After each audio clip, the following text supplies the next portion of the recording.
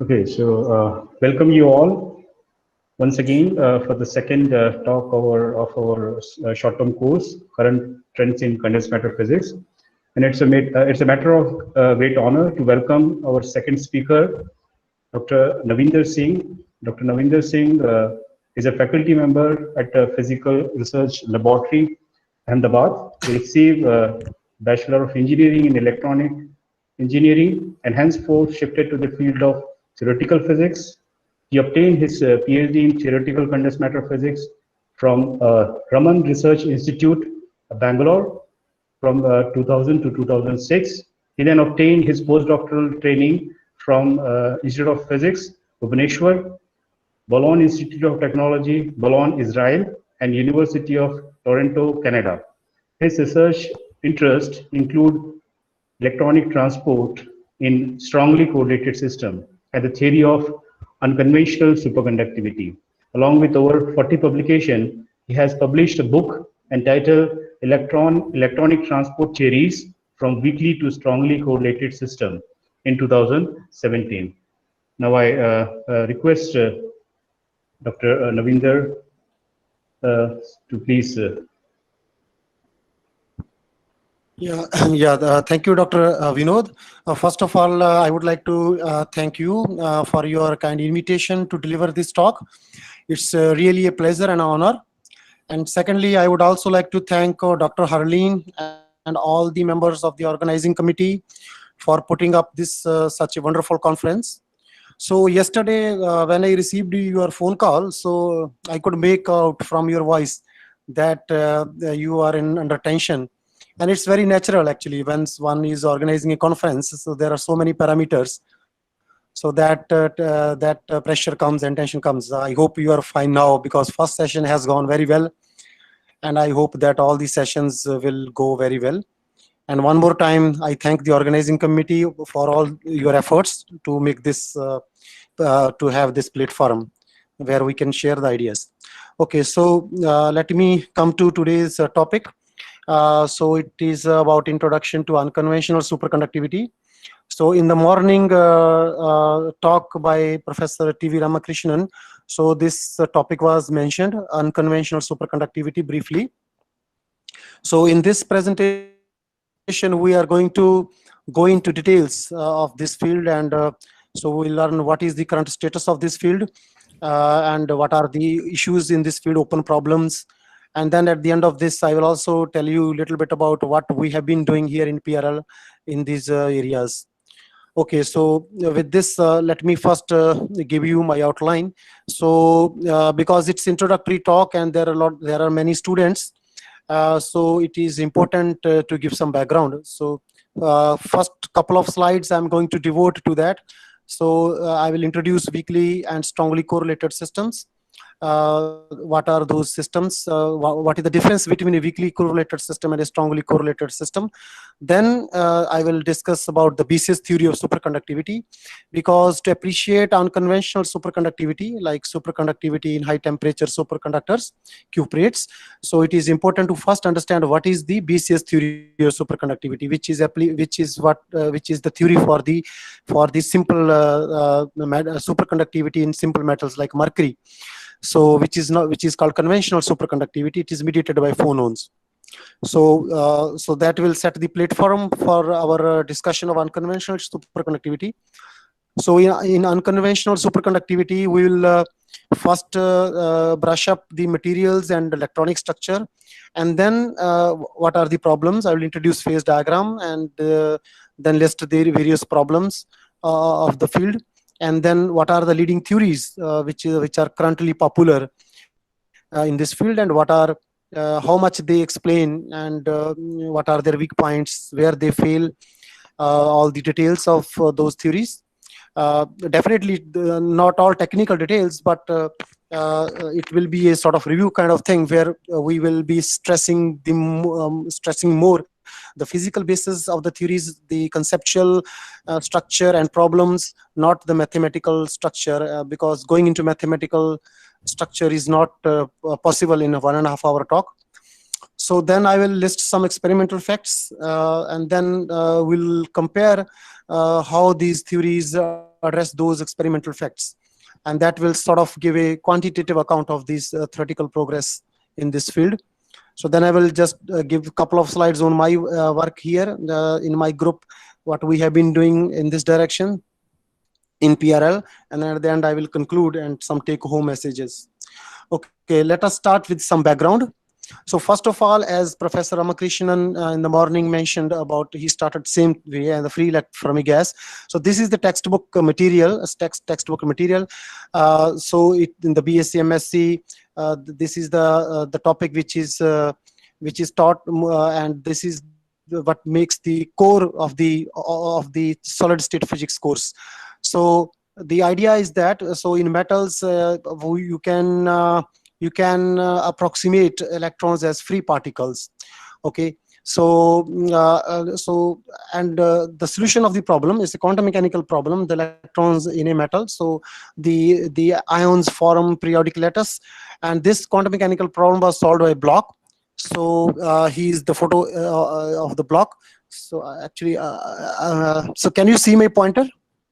Yes. My point. Yes, good. Yes, so, yes. So this is Felix Bloch, and he solved this problem, and he saw to his surprise that he noticed that the solution of the problem is running waves. So it's like the electrons were like running waves. So it's like a plane wave solution, e to the power eta kx, when there is no potential. But when there is a potential, then it's a modulated plane wave. That the students must remember from their study of this Bloch theorem. So basically electrons are delocalized, they are randomly moving in the system, and their wave function is like a plane wave in the real space. So they're everywhere in the metal chunk of metal piece. So but if you look into momentum space, so they form a sphere in momentum space, and that is called a Fermi sphere. So each state is filled up successively. You start with the low k state. You put 2 electrons in one k state with opposite spins, because you have to obey Pauli exclusion principle. And by this way, you keep filling up all the electrons, and the final level will be called Kf, which is called the Fermi wave vector. And the corresponding energy will be called Fermi energy. It is roughly 5 electron volt in metals.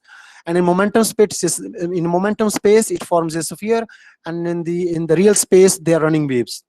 Okay, and with this model of the free electrons, one can understand almost most of the properties of simple metals. Simple metals. Okay, let's take for example silver, gold, copper.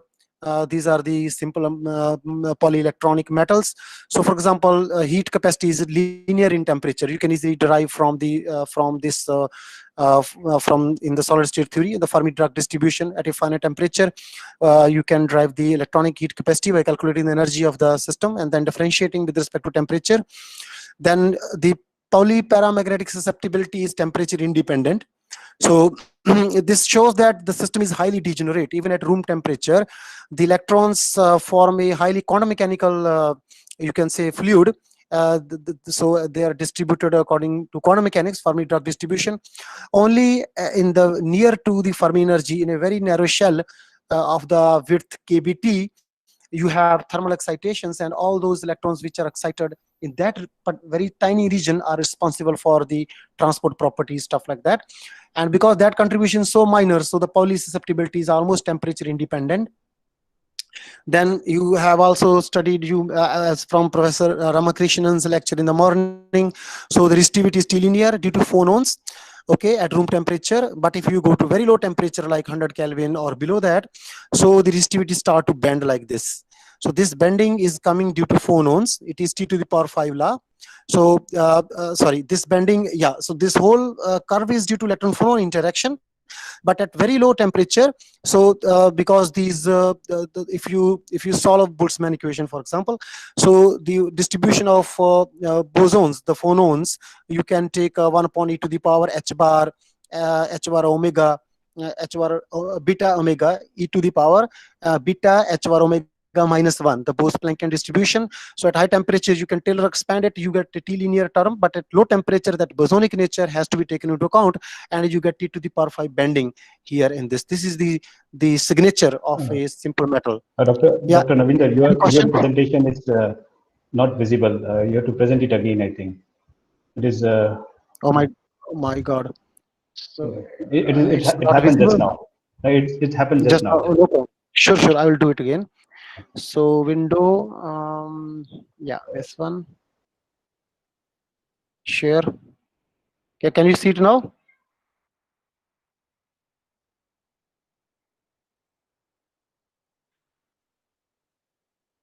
Yes, okay, Is it it's visible? perfect. Yes, it is visible. Yeah. Okay, good. Okay, so this is the signature of simple metal. And then let us come to a second background topic, which is strongly correlated system. This is also Professor Ramakrishnan has brushed it up in the morning. So basic difference is that electrons tend to localize on atomic sites rather than forming extended waves. So they form local movements. So why this happens? So take, for example, transition metals. So transition metals, the last orbitals to be filled are d orbitals. Okay, so if you compare on on the right hand side of this diagram, so I have plotted what is the radial part of the wave function. So you see that s orbital, 3s orbital extends quite far away from the nucleus. 3p orbital is little less, and 3d is it is actually more to the nucleus. So so in transition metals, or in for example rare earth metals, so the valence electrons, they are actually present in d orbitals or f orbitals, and these orbitals are very near to the nucleus. Okay, so the thing is that the overlap, what it causes, so the overlap between these orbitals, between the nearest two neighbor atoms, Sir, the overlap. PPT is not visible. Hello. Hello, sir. PPT is not visible. It is visible. You have to pin that. Okay. Please, Okay. if anybody has any queries, please write in the message box, chat box. Okay. Yeah, is it visible now? Yes, it is. It is Yeah. visible. Right. So what happened is that so you can say that these orbitals are sequestered deep inside the atom, so they're hidden inside the atom, so that overlap between the neighboring atomic sites is less. So because of this less overlap, these electrons are not itinerant, they are not mobile, they're not too much mobile, you can say. So examples are transition metals, rare earths, actinide series. And then there are complex systems like cuprates, which is the focus of today's presentation, and iron-based superconductors, heavy fermion materials. So this we will not discuss, we will discuss cuprates only. So the point is that these electrons are localized on atomic sites, and because of this localization, so they form a movement, magnetic movement, and these materials tend to be magnetic in nature. Okay, so atomic limit or the local, so you have to focus on the atomic limit or localized electron aspect in such materials, or you can say this aspect is more dominant over the itinerant nature. So now so there is a very famous model of strongly correlated systems. It's called Hubbard model. It's a good model in quotes, because it's definitely it is a very good model to capture the realistic systems, but it is also not the perfect model, in the sense uh, in reality the interactions are much more complex. So it is you can say some sort of simplification, where it captures the essence of the problem, and some problems are quite reasonably addressed by this model and some are not addressed. So but this is a sort of for the purpose of learning the subject, this is one of the best model to study. And one thing more about this model is that it looks very simple, deceptively simple, but today with so much computational power, analytical power, and this model has not been solved in full generality. So people have solved this model if U is weak or if T is weak. So let me first introduce its ingredients. So it has two energy scales. One is the bandwidth, which comes from the T. T is the hopping between the two atomic sites, and U is the energy cost when the two electrons are present at the same site. So you have Ni down. So at the ith site you have down spin electron, then at the ith side you have up electron, up spin electron. So if you put two electrons, you have to cost energy, that is called the Hubbard U energy. Okay, and then so when the electron hop from one side to another side, so there is a hopping integral which is T, and this leads to the bandwidth. So now this model actually, if U is very large, you can see that if U is very large, there is no hopping and the electrons are localized. So you get extremely correlated system where there is no motion at all. you put u equal to 0. If you put u equal to 0, so it's a free electron model, which is the textbook material. The first chapters, couple of first chapters in, for example, Kittle's book. So this model has aspects of both. It has itinerant aspect and it has localized aspect, and it captures the competition between these two tendencies, and a lot of the phenomena can be understood as the competition between these two tendencies. So there is a nice article by Professor Ramakrishnan in 2008 in Current Science. If students are interested, they can look into this article. Okay, so let me take an example of a strongly correlated system, and this is the example which we take today explicitly, and we'll go into details. So let me briefly say it at the initial stage about what is this strongly correlated system. This is called the lanthanum copper oxide, La2Cu4. This is the parent compound of cuprates. You dope this material, you get superconductivity. We'll come to that point, and it is unconventional superconductivity, not the conventional superconductivity. So this material have a very peculiar structure. It has layers. So this black dot is a copper atom, and it is surrounded by 6 oxygen atoms. So it forms an octahedron. It's 4 in the plane, and this is our apical oxygens. So you have one plane here, then the shifted another plane here, another plane here. So you can think of this material as a stack of planes. This is a copper oxide plane, another copper oxide plane, another copper oxide plane. So they're called laminar materials.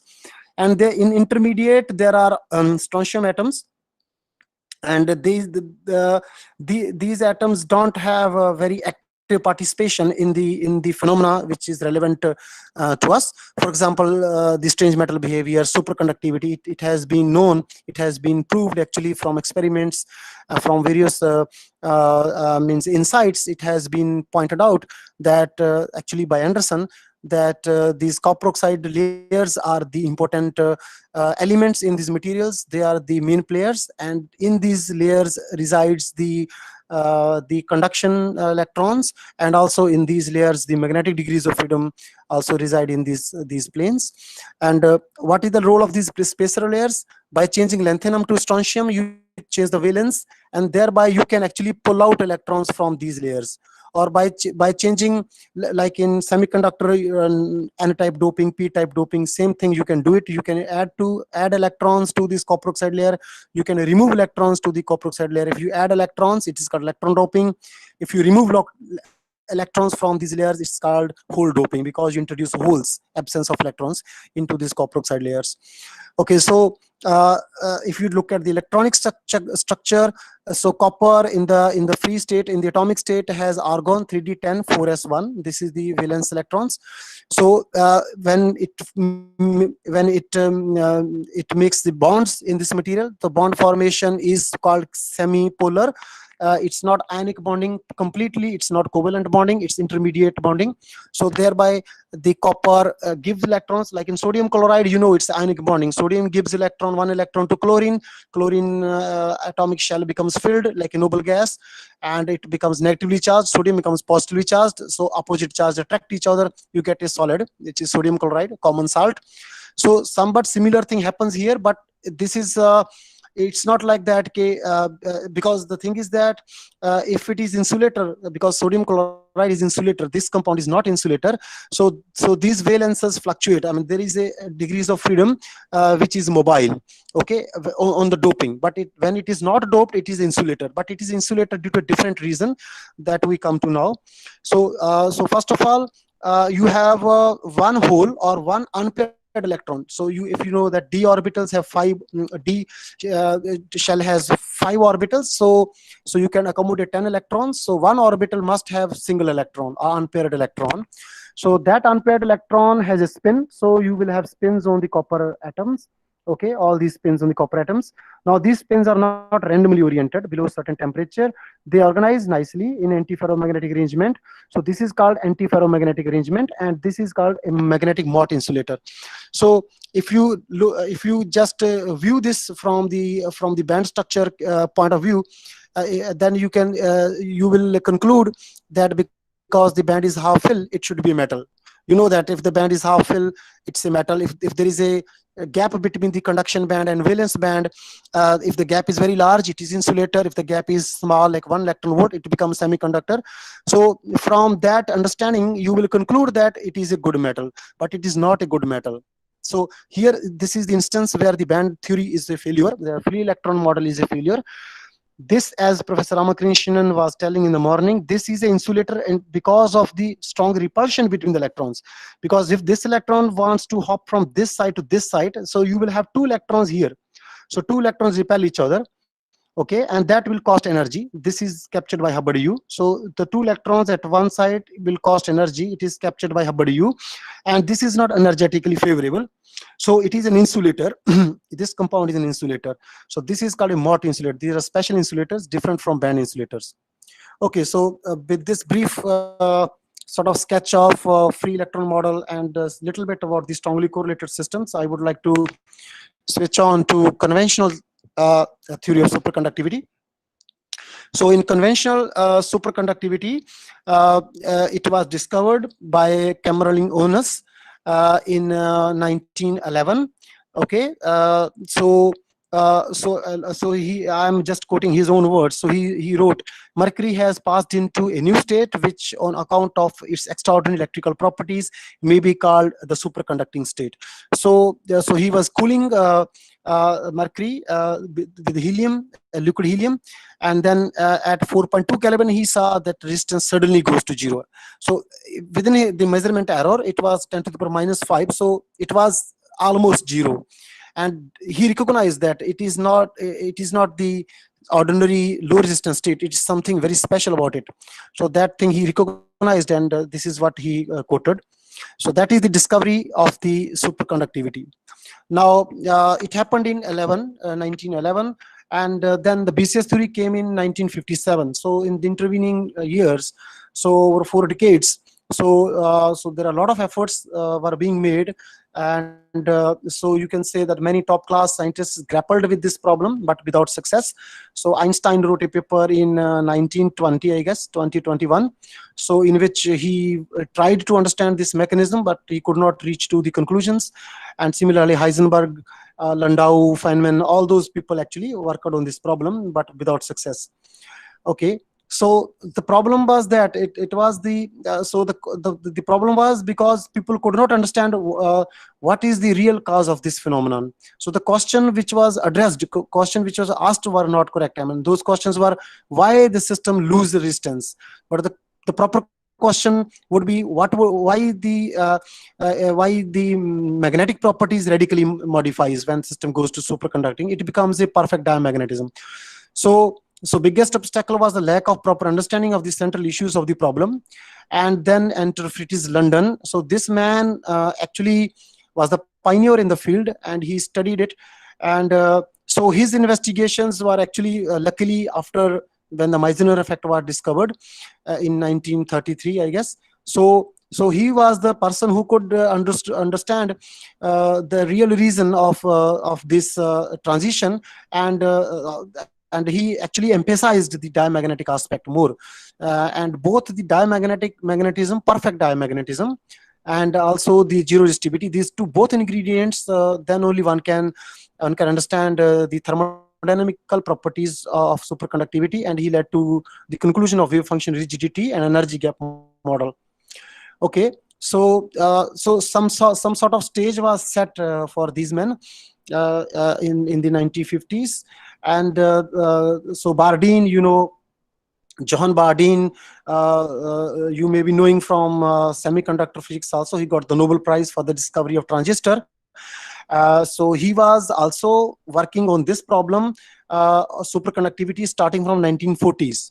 So almost for 20 years he worked on this problem, and during these 20 years he himself came up with a couple of theories, actually 3 theories before BCS theory, and those theories were wrong. So it is not like that even the genius people can get it right at the first instant, and he was persistent.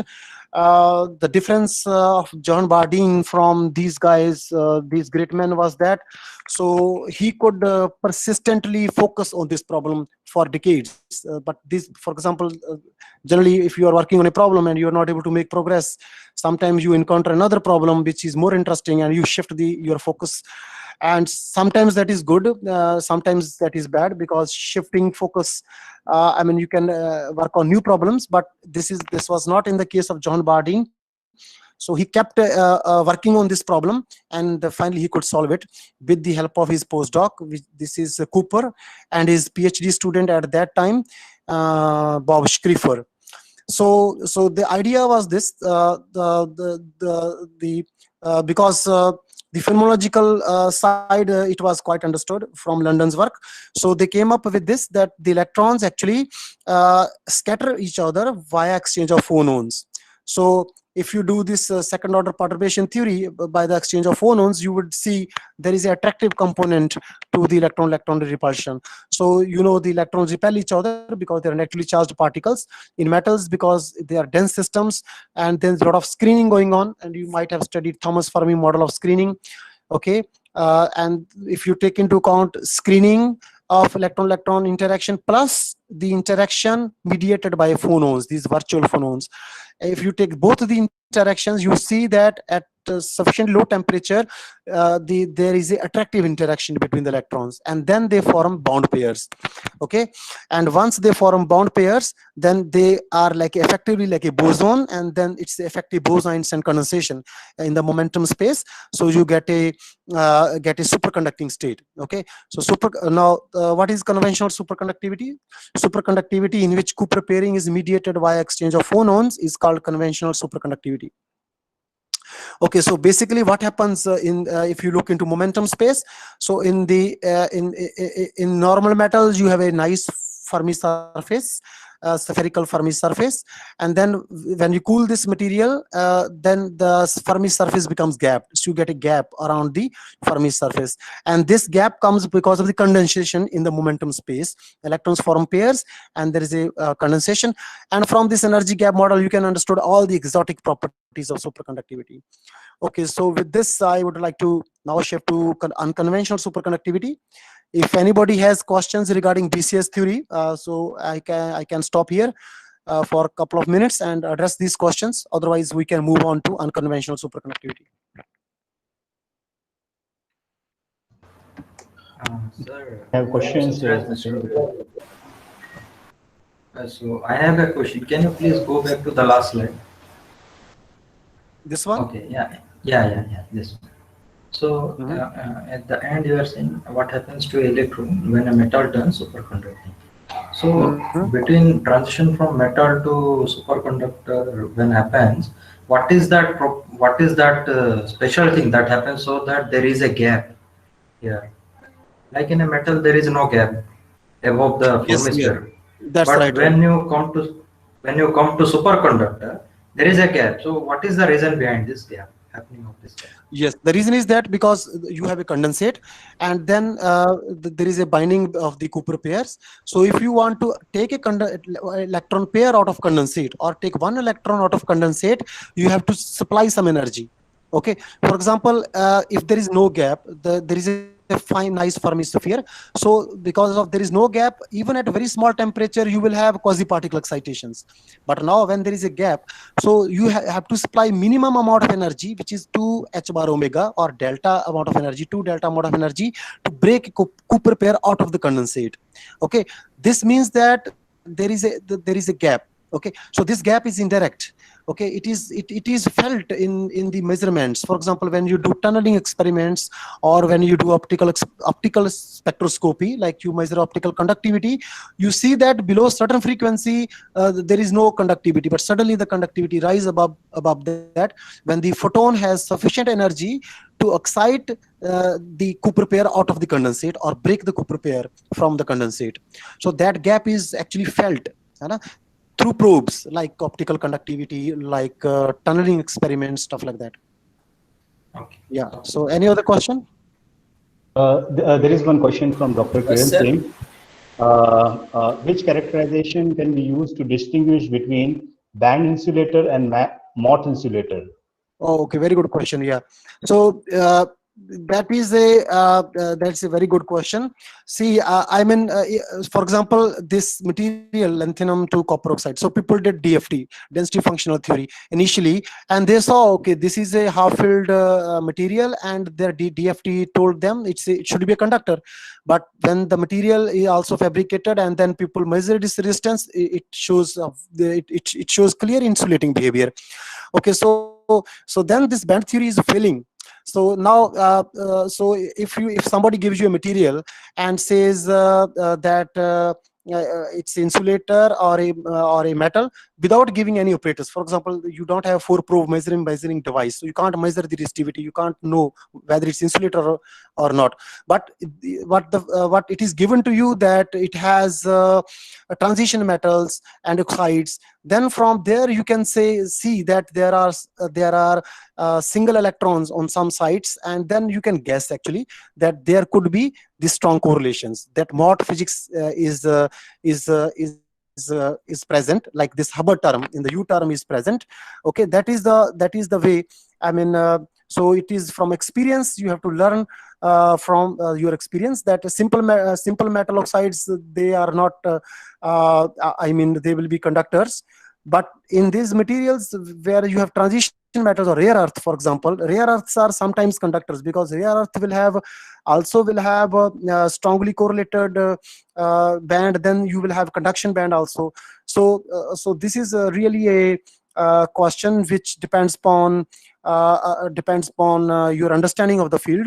So there is no hard and fast rule, but you can guess it from various inputs, that there are, for example, if the band is half full, and then there is a overlap, there is a less overlap between the nearest neighbors, then you will see that it is not going to be a simple conductions won't be simple, and there will be this atomic character. Okay, and that is the way to guess it.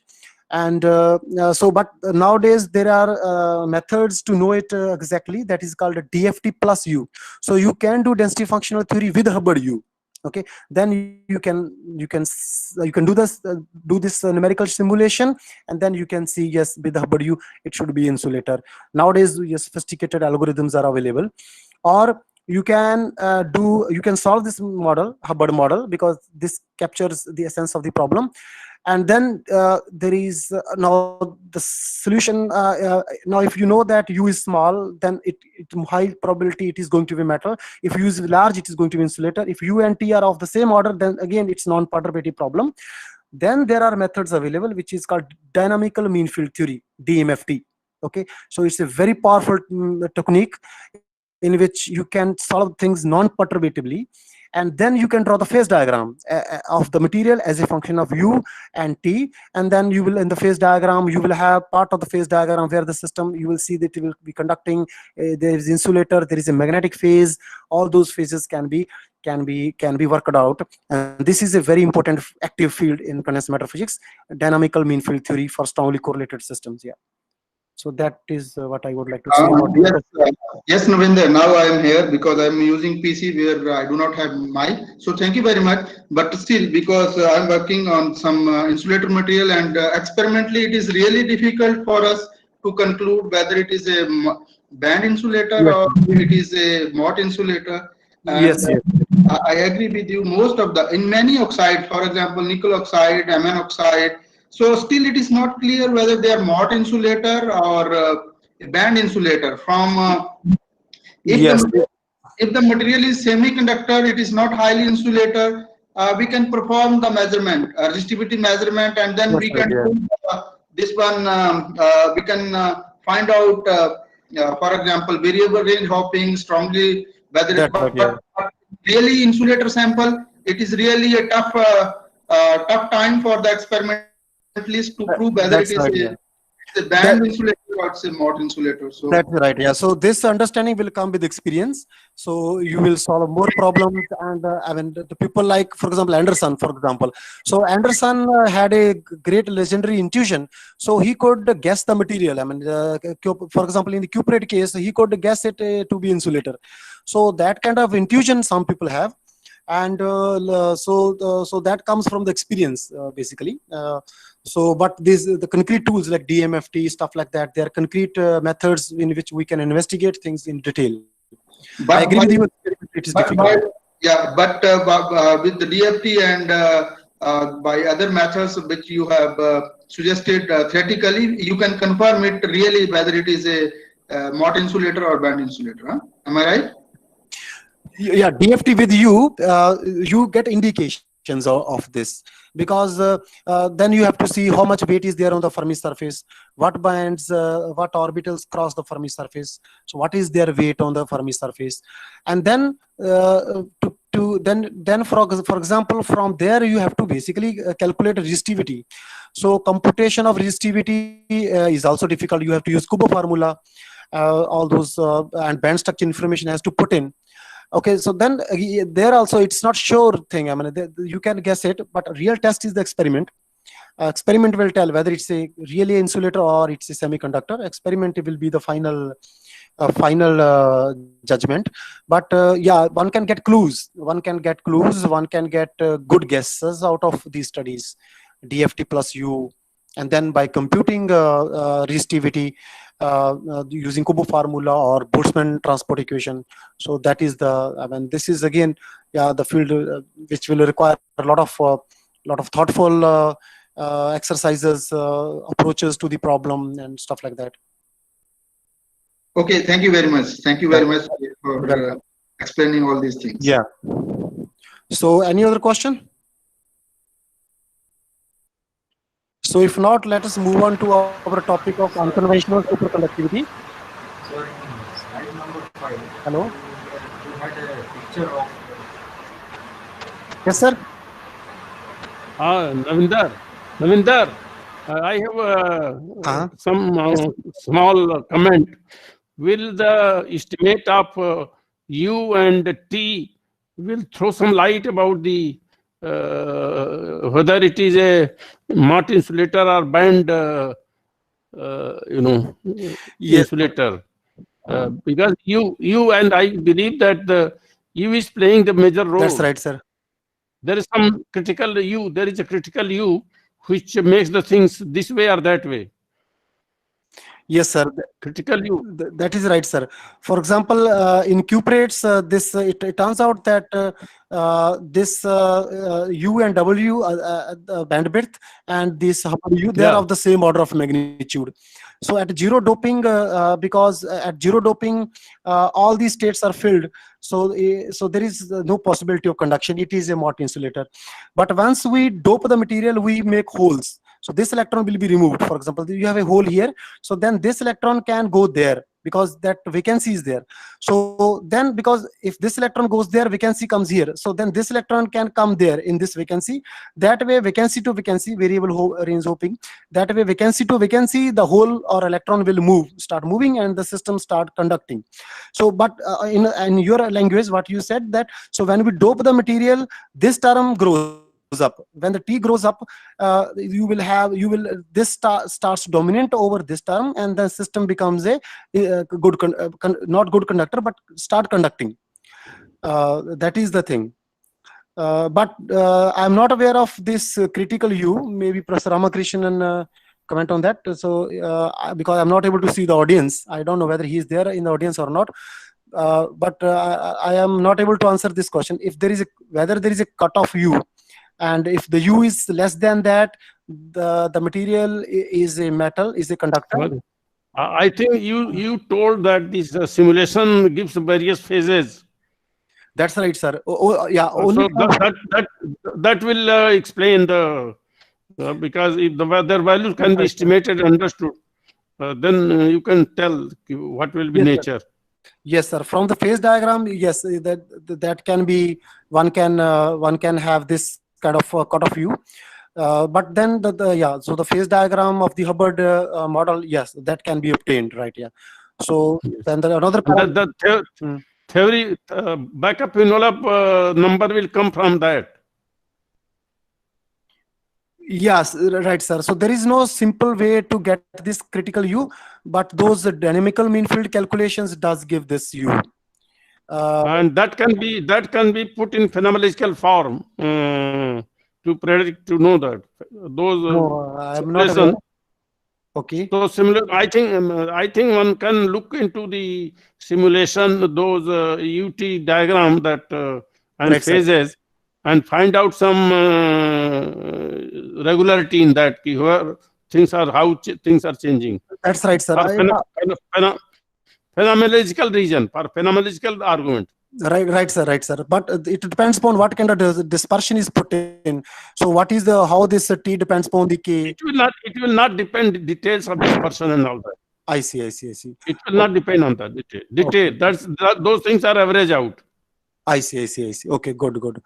So so that's a good point. I will also look into this and try to understand it more. Right.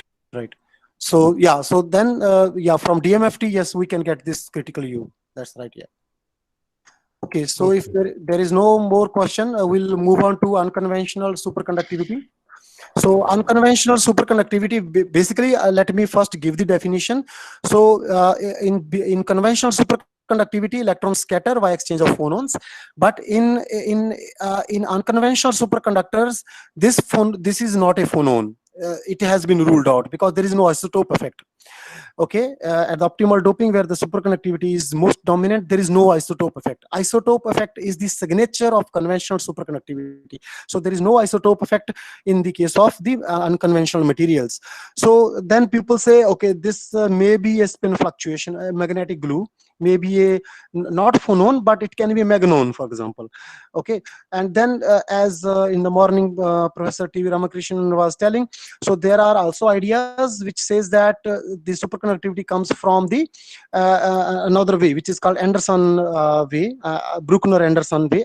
Let me explain to you when the slide comes. So let us not jump into that. So I will tell you. So there are various proposed theories at this present time. And the thing is that the field is very contentious, and there is no well-accepted theory at the present time. So the theories have problems. There is no overarching theory accepted, and this field, although it is there from last 30 years, but still this field is open. The problem is not solved. Okay, so we'll go into somewhat detail of these theories in the coming slides. Okay, so now, yes, sir. Narinder, I have an observation at this point. Yes, sir.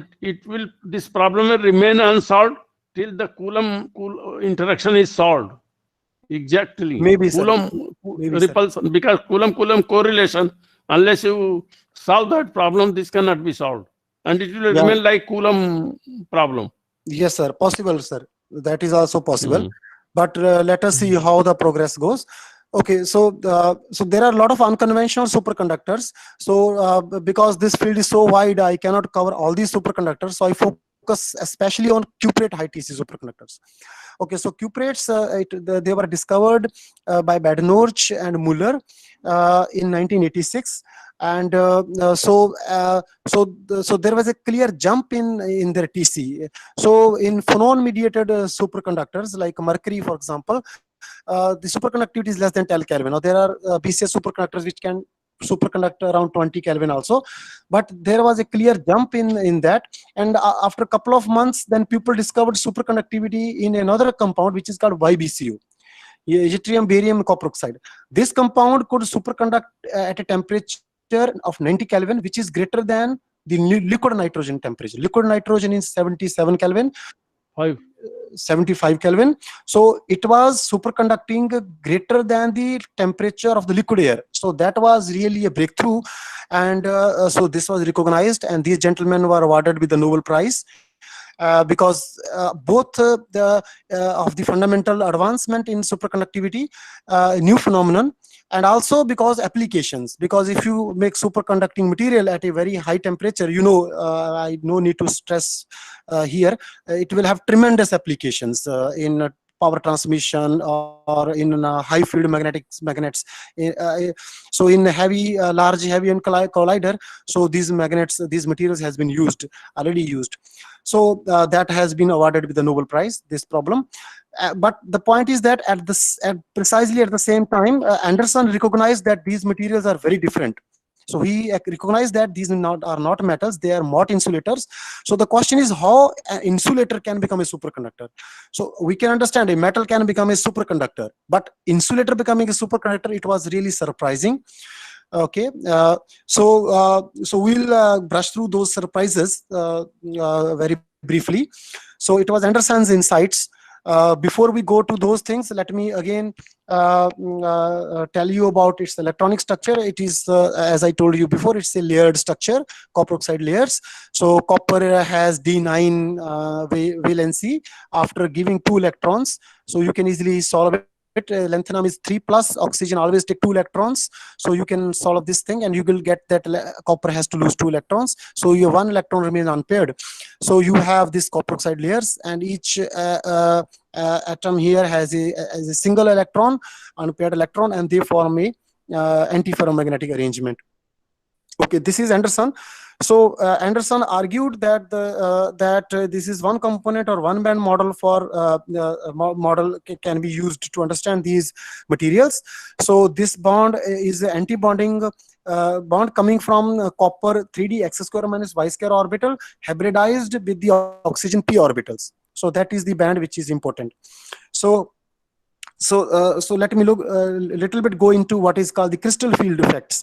So you have, this is the basic component I just pick out. This is a tetrahedron. So I just focus here on this tetrahedron. So copper has one unpaired electron here, and then there are oxygen atoms on the corners. Okay, so now these oxygen atoms are negatively charged. So there is a static electric field in this material. Now, if you look at a free copper atom, the d orbitals are all degenerate. So all these d orbitals, dxy, dyz, dzy, dz², dx² minus y², these orbitals are degenerate. They are the same energy. But due to this crystal field effect, these orbitals split up. Actually, their degeneracy is lifted. So you get you get two groups of atoms, two groups of orbitals. One is called Eg orbitals. It has 2 orbitals, 3dz² and 3dx² minus y². And then another group of orbitals, which is called T2g orbitals. Okay, so they are 3, dxy, dxz, and dyz. So now they are in the lower energy state. So you have now 9 electrons, as I told you before. So this copper has 9 electrons. You have to put 9 electrons in these d orbitals. So 6 you can put it here, because each orbital contains 2 electrons. You can put 2 here, 2 here, 2 here. 6 are done. You get 3 electrons. Now the question is where to put these 3 electrons. So you can put 2 electrons here, 1 electron here, or you can put 2 electrons here, 1 electron here. So this is, here comes the crucial insight of Phil Anderson. So Phil Anderson argued that because of this, there is a Jahn-Teller distortion. Due to that distortion, what happened is that your 3d x² minus y² orbital has the higher energy. This orbital has the higher energy, and this orbital has the lower energy. This will fill first and this will fill last. This is what Anderson pointed out early on. So we will stick to his point of view, because now there are different views in the field. Let me not go into those. They are contentious and debated, but this is what I feel is the right way to think about these materials. Many people also think about this way, like Bhaskaran, for example, from Might Science. So you have now a single unpaired electron in 3d x² minus y² orbital. Basically, this orbital will hybridize with the oxygen orbitals, p orbitals, and you have a band which is called 3d x² minus y² oxygen 2p band. So this band is the highest one. It has single electron, and the Fermi energy pass through this band. So it's a half-filled band. Okay. It's a half-filled band, and it's the insulator, and it's insulator due to Mott correlations, as I told you before. Now the thing is that you can dope the material. I mean, you can change the lanthanum to strontium. You can pull electrons out of this copper oxide layer. So by doping this, you will create holes in these layers, and due to holes the conduction starts. So this is a phase diagram. This is a very beautiful phase diagram, very famous one, and each part of the phase diagram is very complex in itself, and it's in itself thousands of publications has been devoted to each part of the phase diagram, and still there are issues in various parts of the phase diagram, except Fermi-Liquid regime at extreme overdoping. That is the part which is understood. Okay, let me start rather from very low doping. At zero doping, it's insulator and the spins are aligned. It's antiferromagnet. You start dope the material, you start to remove these electrons. This antiferromagnet starts to fall. This Néel temperature start to fall. It's like when you start doping the material, you start to remove these electrons, and due to motion of these holes, all this nice arrangement is disrupted, and you get a disrupted spins, which is called spin glass. At low temperature, at a high temperature, this is a bad metal, but spectroscopically there is already a gap. For example, angular resolved photoemission spectroscopy or NMR spectroscopy, you see already a gap. So it's like superconducting gap, but the system is not superconducting at this point. So it's a very mysterious phase, and there is no order parameter breaking in this phase yet discovered. And it turns out that when you further cool this material, from pseudo gap, the system starts superconducting. Okay, and when you increase doping, TC goes up, and this is called underdoped regime. And at 0.15 doping, this is called optimal doping, and this doping TC is maximum. Okay, and then you start further doping again, the superconductivity weakens, and you get a good metal. Then it's a Fermi-Liquid metal. Okay, now right above this dome there is a metal phase which is called normal state. So normal is written in quotes. That's what Professor Ramakrishnan in the morning was telling. It's a strange metal. So this metal has very different properties as compared to simple metals like gold, silver, copper. So because we'll list these properties, one is prominent is T-linear resistivity, and that T-linear resistivity is not coming from phonones because there is no phonon signatures. And then it has other very remarkable properties like Hall coefficient becomes temperature dependent. Yeah, so the Hall coefficient becomes temperature dependent, all those properties it has. So let me summarize this part of the talk. So you have this two-dimensional system in which you have copper atoms and oxygen atoms, and these orbitals, copper 3d x square minus y square orbital hybridizing with the oxygen 2p orbitals, they form a tight band. The electrons in this tight band are very strongly correlated, and you have a problem. And here in this band, tightly band, you get superconductivity. How do you get superconductivity? How the electrons are getting paired up in this band? Those are the questions of investigation, which are still not settled. Okay, so let me just list the challenging questions. So one is, what is the mechanism of Cooper pairing? The second one is the cause of strange metal properties. What causes the strange metal behavior? And the third is, what is the microscopic picture of the pseudogap state? So these are the challenging questions. And we know for sure that there is no isotope effect observed, and so phonon glue is ruled out, and it's a non-S-wave pairing. So the pairing, like for example in the BCS superconductors, is S-wave pairing, but here the pairing is not S-wave, it's the D-wave pairing. Okay, so we'll come to that also. Now, so there are many views. There are actually, it is not like there are no theories in this field. There are many theories basically, and some theories has been ruled out. Okay, so I'm not discussing those theories. So there is a very nice book written by Phil Anderson in 1997. So so theories which I have not discussed, those are discussed in that book, and he has criticized those theories, and those theories are not actively worked on now. So this selection is very sort of subjective, in the sense I pick up these theories which are currently being investigated or popular at the current time.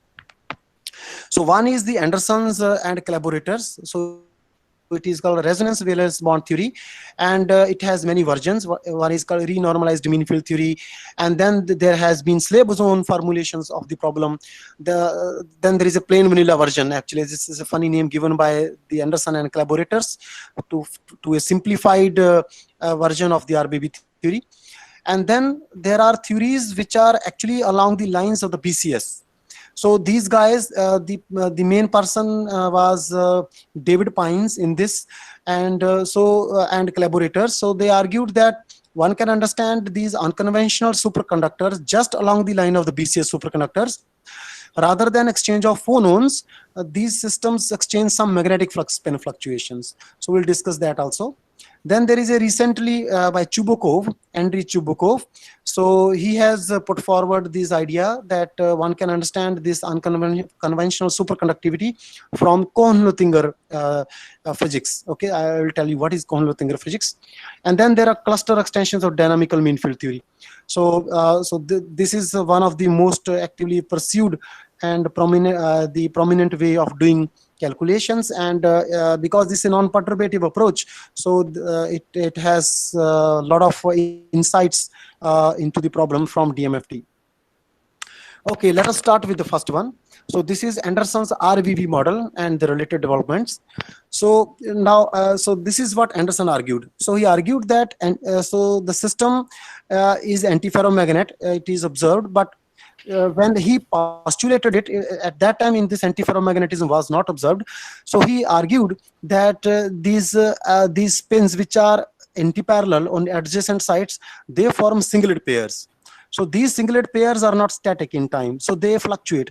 So this guy makes a pair with this guy at one instant of time, then another instant of time this guy makes a pair with this guy, or this guy makes a pair with this guy. So these pairs are fluctuating in time. So they resonate, in the sense they resonate. So these singlet pairs resonate. This is called resonating valence bond model. This is what Anderson's model. Now, as Anderson himself writes in many of his articles, this idea actually is a generalization of the idea of Pauling's. This is Linus Pauling, who got Nobel Prize in chemistry. So he got his Nobel Prize. The basis of his most important contribution is the quantum mechanical resonance, for which he was awarded a Nobel Prize. So quantum mechanical resonance is a phenomenon in which you get extra stability of chemical bond when the electrons resonate among various configurations. So for example, take the example of benzene. So in the benzene, this is a double bond, but this double bond doesn't stay double bond for all the time. It fluctuates. This is a double bond at one instant of time. The double bond shifts there. Okay, so you know that in your chemistry classes, benzene is written with a circle. So it means that this double bond resonates. Okay, this resonance is very fast, and it happens at a picosecond time scales. Okay, this resonance is very, very fast, sub picosecond time scales this happens, but this leads to extra stability. So Anderson actually thought that in these materials, strongly correlated materials, such kind of resonances are happening, and so the ground state of this system is a resonant valence bond. That's the Anderson's idea. Okay, so then Anderson put starts. So he says that the superconducting state can be obtained from the BCS state. Okay, you project this. This is how you construct the BCS state. Okay, this is BCS vacuum. You create a electron pair with upspin and downspin in momentum k and minus k with amplitude Vk, and that state k is empty with amplitude Uk. But the constraint is that you put a Gutzwiller projector. So he put a Gutzwiller projector. What it does is it says that there is no double occupancy on any ith site. So any given ith site, there is no double occupancy, which is reasonable, because if there is a double occupancy, you will cost a lot of energy. So high energy configurations are excluded by construction in this ansatz. So Anderson's ansatz has been utilized, and there are many ways to implement Gutzwiller projection. So one is the renormalized mean field theory, and then there is a slave boson formulations. I mean, there are books written on these formulations, so we have no time to go into details. So here I will only brush up these ideas, and basically I'm going to focus today is the phase diagram obtained from the Anderson's ansatz through Monte Carlo simulations, variational Monte Carlo simulations. So these investigations were pioneered by Mohit Randeria and Nandini Trivedi. So they used the projected wave function method and then they got this kind of phase diagram. Now you see this phase diagram of cuprates. This is the phase diagram. You have normal state, pseudo gap, superconductor, a dome kind of thing, and they also get similar, roughly similar, not exactly similar, roughly similar, similar phase diagram. So there is a dome type of superconducting state, and there is a spin gap which they call pseudo gap, and then there is a normal state. Okay, I will explain how they, what are these lines means. I will explain it soon. So roughly, so there is some success in understanding the phase diagram from Anderson's ideas by doing the project variational Monte Carlo simulations. Now, Navinder, I have a small query. Sure, sir.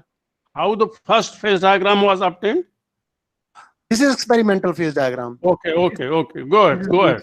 Yeah, this experiment. Okay, so now here comes the main difference between what is a conventional superconductor and what is an unconventional superconductor. Now you know that in quantum mechanics we cannot make diagrams. So quantum particles they behave totally different way in which we can imagine. So our imaginations are derived from our experience with the non-quantum objects like classical particles. So these pictures are only suggestive. I mean, just keep in mind they are only suggestive pictures. They are not the truth. Which what happens inside the material. Okay, this is just a suggestive pictures. So now what happens in a phonon mechanism is that one electron comes in, it attracts the positive ions, because electron is an actively charged particle. It attracts the ions, so the ions get a local distortion. Okay, so now you know that the electron is a very light particle, the ion is a heavier particle, so it is 2000 times heavier at least, the ion. The electron mass is very less, so this electron is very fast, ion motion is very slow on this time scale. So this is called retarded interaction. So this electron goes away, but it creates a more positive charge region here, which doesn't go away immediately. It will go away, but it takes time because ions are heavy. Okay, so but in that time, this more positive charge, accumulated positive charge, temporarily accumulated positive charge will attract another electron. So this is a classical way of saying the induced interaction between the two electrons via phonons. So basically the point of this diagram is not to tell what is happening in the material. The point is that this is called retarded interaction. So phonon mechanism is retarded in time. So that's the basic difference between, this is the basic means most important point in the conventional superconductivity, but in unconventional superconductivity there is no such retardation. So how then the Coulomb repulsion is avoided? So this is a Pitavsky-Bruckner-Anderson mechanism. So I mean, this was also told you in the morning by Professor Ramakrishnan. So the electrons actually, they are not in S wave wave function, S wave superconducting order parameter. They are actually in a D wave form. So the advantage of this D wave is that you see that in these lines the wave function is, amplitude is 0. Okay, so the probability to find two electrons here is 0. So because here there is a most repulsive interaction, this is a repulsive core.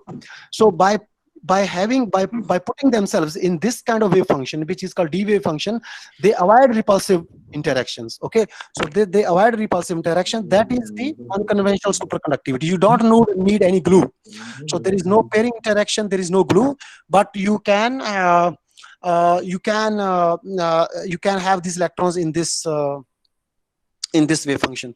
Okay, so we have time up to 5 o'clock, I guess. So I need to accordingly speed up. Okay, so that is the basic difference between the conventional superconductivity and unconventional superconductivity. So what are the problems of the RBB motivated theories?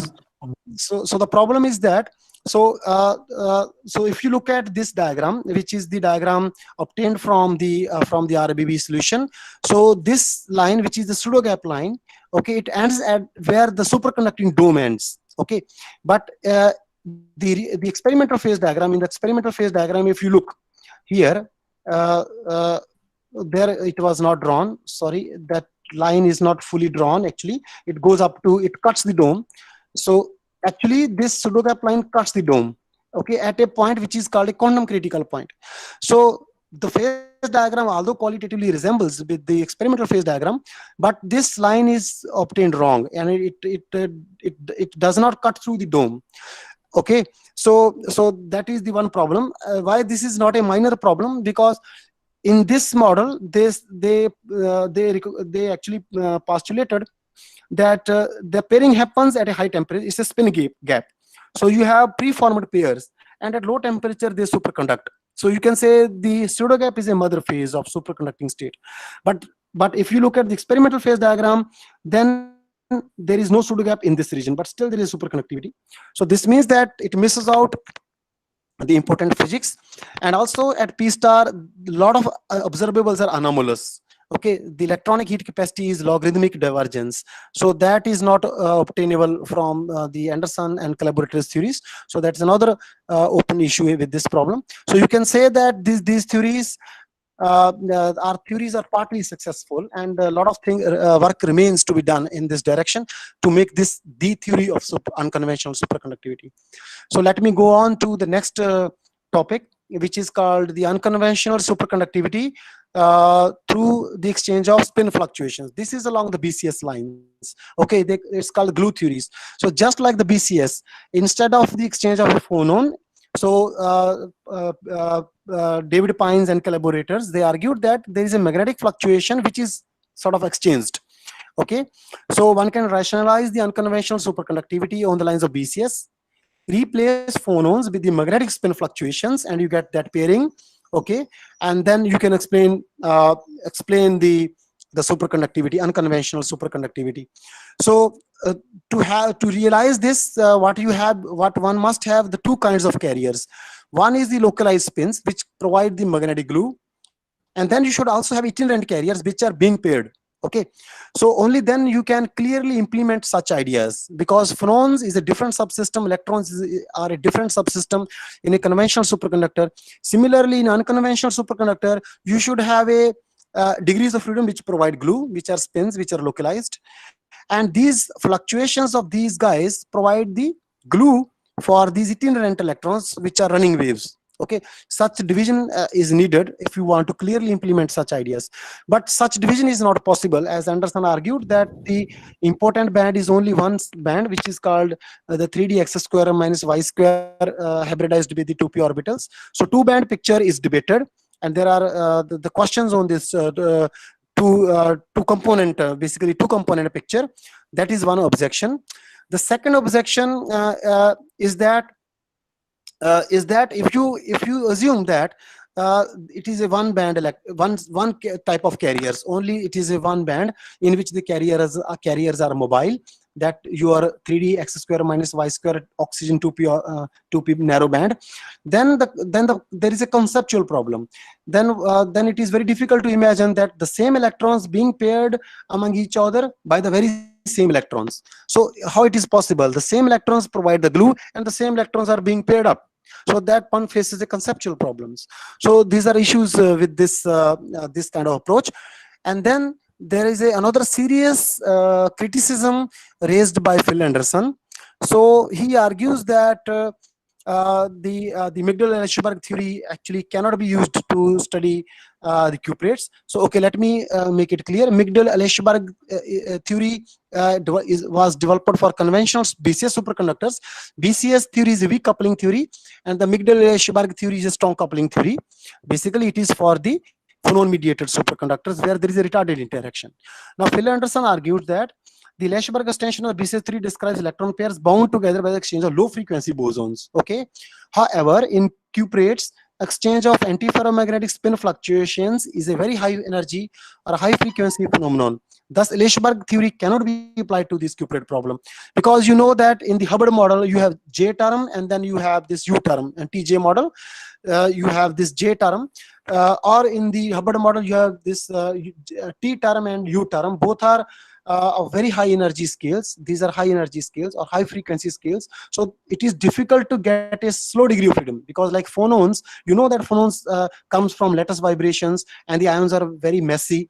Okay, their mass is much greater than electron mass. So there is a time scale separation which is there, but there is no time scale separation in the all electronic scenario. And how you can divide the all electron scenario into two parts, where there is a slow degree of freedom and there is a fast degree of freedom. That division is questionable. That's the objection raised by Phil Anderson. So do you see that this theory is also not the full truth, and it has a lot of problems. Let me come to third idea.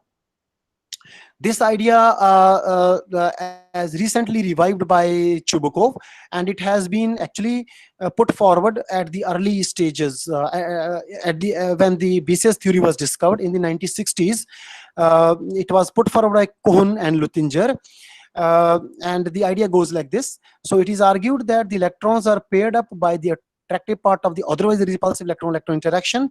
The basic idea is Friedel oscillations. Now this exercise you might have studied in the electron model, electron-electron interactions. Okay, what happens is that if you have impurity in the material, so the potential of that impurity actually doesn't fall exponentially. It oscillates basically. One by r. Friedel oscillation. It's called Friedel oscillations, right? So what this men argued, Kohn and Luttinger and also Chubukov, they said due to Friedel oscillations, so there are regions where the potential becomes negative, okay? But that happens at a large r. Large r means a higher angular momentum. So at high angular momentum, they argued that there are attractive regions. There are no phonons. We are not talking about phonons. Only electron-electron interactions. Only electron-electron interactions with screening. Okay, so there are attractive regions at large angular momentum. If there is attraction, electrons can make Cooper pairs, and then they can condense in the superconducting state. You can get superconductivity. So more precisely, Kohn-Luttinger idea can be stated in the following way. Fully screened Coulomb repulsion in isotropic systems can have attractive component for large odd M. Actually, if you do the calculations, you will see odd M, and the system, the problem decouples also. It turns out that the pairing problem decouples for different values of M in an isotropic system. Okay, thus the superconductivity in principle is possible, even if one M provides the attractive channel. I mean, you will have a large number of M values, so you may have repulsion in almost all the M values, but even for one M value, if there is attraction, then the system condenses in that M value. So you get a higher momentum pairing, and the D-wave pairing is an example. So you can get D-wave pairing from this idea also. This is quite a beautiful idea, but it again has the problems, as has been pointed out. So the problem is that the Kohn-Luttinger idea may be applicable to the overdoped side of the phase diagram, where large Fermi surface is observed and 2kF related Friedel oscillations are present. So if you look at the phase diagram here, so in this phase you get a Fermi liquid. So this part for cuprates you get a nice Fermi surface. RP's experiments see a Fermi surface. But once you reduce doping, so you pass through a region where there is a reconstruction of the Fermi surface. And in this region only you get hole pockets. So there is an entire reconstruction of the Fermi surface. So then it is questionable that this idea remains applicable throughout the phase diagram, because on the extreme left-hand side where you have mod correlations are important, when the strong correlations are important, then these Kohn-Luttinger ideas cannot be applied, because you don't have that sharp Fermi surfaces. That is the problem. Okay, so it is the mod physics and strong electronic correlation dominate the physics, thus applicability of the Kohn-Luttinger idea not beyond criticism. And also on the top of it, the quantum critical physics at P star, that critical doping which I showed you in the phase diagram, in this phase diagram, at this particular doping you have observables showing very anomalous behavior. So this theory also is not able to capture that anomalous features. So you can say it's also a partly successful theory. Maybe in future more work will be done in this direction, and maybe if all these problems are resolved, then it will be the theory of the cuprates. But at this time, this is the current status of the field. Okay, let me go to the last one, the cluster extensions of the DMFT. So what one does in DMFT is a dynamical mean field theory. So in the mean field theory, so there is one spin, and then what you do, you take a mean field because this spin is affected by the state of this spin, all these spins actually. Okay, if the spin is very far away, the effect is less. If the spin is near, it has more effect. But in the mean field theory, you replace all these effects by a mean field, and then you solve the equation self-consistently in the mean field. But in the dynamical mean field, you actually do the time evolution. Okay, so you see in the you do the time evolution. So how this time evolution actually change the mean field. So you get a fluctuating mean field, or the time dependent mean field, or you can say dynamical mean field. So this is what is called dynamical mean field theory, and all these are shifted as a bath. The point here is that this bath has to be determined self consistently, and then you have to write an algorithm for dynamical mean field theory, and this theory has been applied to this problem. Basically, the cluster generalization of this. Don't take the one point, because there are short range correlations in cuprate problem. So you take into short range correlations by taking a cluster. This is much more even difficult formulation than these simple dynamical mean field theory, but people have achieved that. So you get a cluster mean field theory. So the thing is that the cluster, a cellular or cluster dynamical mean field theory fully takes into account the short range correlations within the cluster. Okay, because of the self consistency condition, it is more rigorous approach as compared to the approach based on the a priori superconductivity in SARTs. So the thing is that you don't assume superconductivity like the Anderson and SARTs. The thing is that here you have to solve the system self consistently. Okay, the gap equation is not used. Anomalous self energy is simply assumed to be finite. And if it becomes finite when the impurity problem is solved self-consistently, then you have to solve the impurity problem. Then it produces an anomalous component in the dynamical mean field, and thus a self-consistent superconducting solution is obtained. Okay, so that way the phase diagram has been drawn. So I'm not showing the phase diagram for the dynamical mean field theory, but the phase diagram which has been obtained from dynamical mean field theory resembles to the experimental phase diagram reasonably well. It is quite close to that. Okay, but it has shortcomings. The strange metal behavior and its connection to the unconventional superconductivity remains an open issue. Okay, so you can say that given all the pros and cons of cluster based dynamical mean field theory, so it is not able to capture. So it is not made explicit in the sense that the conceptual picture like that of the, for example, Cohen-Luthinger theory, attractive component of the otherwise repulsive Coulomb interaction, or like that of pairing by bosonic glue is missing in the cluster based approaches. So the question is why electrons pair up at the first stage. First question is why electrons pair up. That question is not addressed in the dynamical mean field theory. Okay, so these are the issues also with these type of theories. Okay, so now I have summarized, because this is a very vast field, and I'm finding it difficult how I will converge. It's already I have 10 minutes more. I hope organizers can give me a couple of minutes more, maybe 5-10 minutes more. So then I can, because I have slides left with me. Yeah, Dr. Vinod? Yeah, it's okay, sir. You take your time. So I can, okay, good. Yeah. So, okay, so this is what the theory side. Now let me briefly sketch through what are the experimental observations, because then we will be in a position to compare experimental observations with what theory says. So then we can tightly compare theory with the experiment, and then we can say what are the problems of the theories and what is needed to be done. Okay, first experimental fact is that it is observed that AB plane DC resistivity per CO2 plane for a variety of cuprate is roughly the same. Okay, this observation clearly shows that the charge carriers reside in copper oxide planes, and scattering also happens inside the planes itself. This establishes the two-dimensionality of the cuprate problem. So this is extended measurements. So if you measure the resistivity in the C direction, it is very large. If you measure the AB plane, it is less. So that clearly shows this anisotropy shows that it shows that the problem is two-dimensional. Okay, and the resistance per sheet has been calculated. It's quite a universal value. So that is why we have been only focusing on the two-dimensional plane. This comes from experimental fact. Every assumption here, every discussion, every diagram has the experimental basis. Okay, and then we are saying Mott physics, electronic structure considerations, and Mott physics at zero doping show that dominant interactions excuse me, among unpaired electrons is repulsive in nature, and its effect remains important even up to the optimal doping. Okay, so because as I will show you, in DC resistivity, the phonon signatures has not been found, or in optical conductivity, there are no phonon signatures. So the dominant interactions are Coulomb interactions, Coulomb repulsion, Hubbard U. So these the other weaker interactions, which is like electron phonon interactions, though are subdominant. Then the DC resistivity is perfectly T-linear, okay, at the optimal doping. Right at the optimal doping in the strange matter regime here, the DC resistivity is perfectly T-linear. Here I plot this resistivity as a function of temperature. So this DC resistivity is perfectly T-linear down to very, very low temperatures.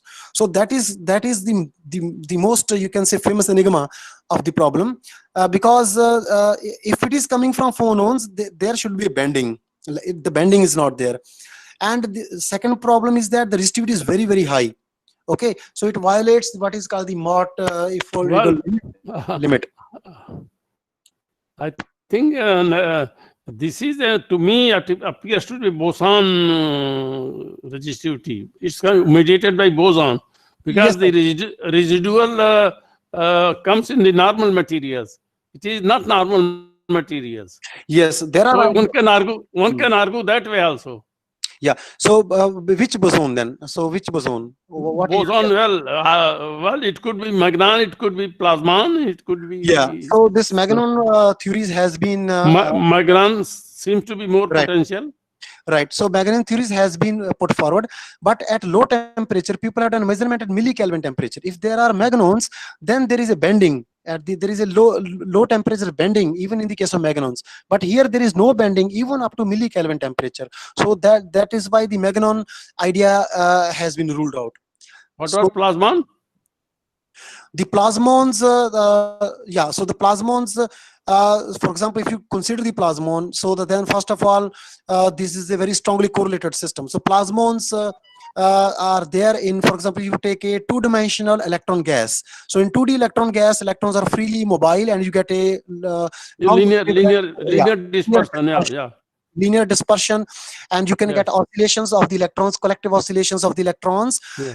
and you get a Yes. plasmons. It is, Yes, you get a that plasmon is plasmon. to the Yeah. electron gas. But here the electrons are actually held up on atomic sites. It's a strongly correlated system. So that is why the plasmons has been ruled out. So because there is a strong Hubbard repulsion between the electrons. So that is why the reason that the plasmons has been ruled out. So this problem remains open, and there has been So the energy scales are not, not matching matching, in case of plasma. not matching. But it is matching better with Magnan. But Magnons has been ruled out because low temperature, at low temperature, people have seen that this is not a bending. Even at millikelvin temperature, people have suppressed superconductivity with very high magnetic field. 80 Tesla people have gone up to. They have not seen those signatures. So those has been ruled out.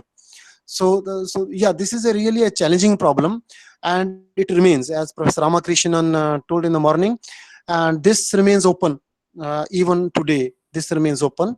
So now there is another peculiar signature which has been pointed out by Louis Pfeiffer, great experimentalist. So he saw that the coefficient of T-linear resistivity, if we write resistivity rho equal to AT plus BT square, so A is the coefficient of T-linear resistivity. He saw that there is a correlation between A coefficient and TC value. Means you at this doping TC is maximum, A is very large here. But here TC is less, A will be less. So there is a correlation between A and TC. So that is a very, very important correlation. So what it means? It means that the mechanism responsible for T-linear resistivity is connected in an important way to the mechanism of superconductivity. So this means that whatever mechanism which causes T-linear resistivity, whatever it is, the same mechanism is also responsible for superconductivity.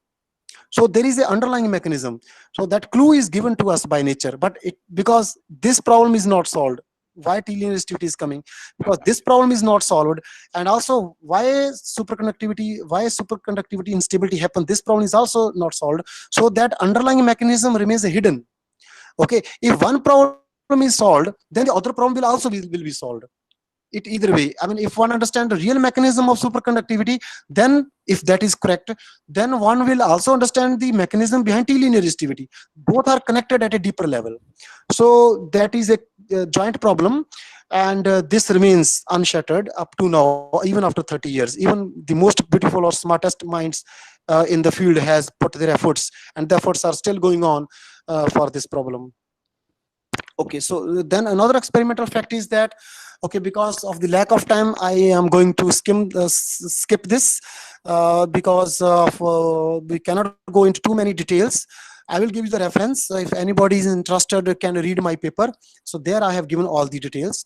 So let us skip that also. I want to show you that this is a metal, good metal. This is cuprates. In good metal, the temperature, you reduce temperature, resistivity reduces, and then it takes T to the power 5 law.